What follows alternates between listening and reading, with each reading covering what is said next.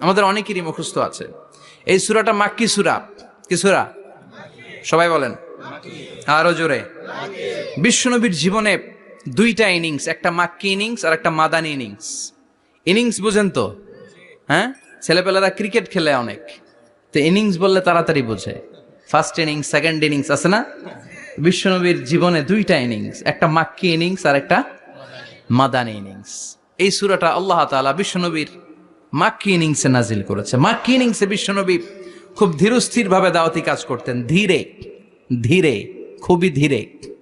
ক্রিকেটের ভাষায় বলতে গেলে ঠেকিয়ে ঠেকিয়ে খেলেছেন যাতে উইকেট না পড়ে যায়। সুবহানাল্লাহ বলেন।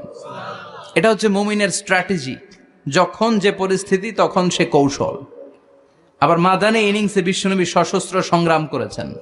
বিশ্বনবী জ্বলে উঠেছেন আপন শক্তিতে, চিল্লা এখন ঠিক কিনা? জ্বলে উঠেছেন না তিনি? বদরের যুদ্ধ করেছেন।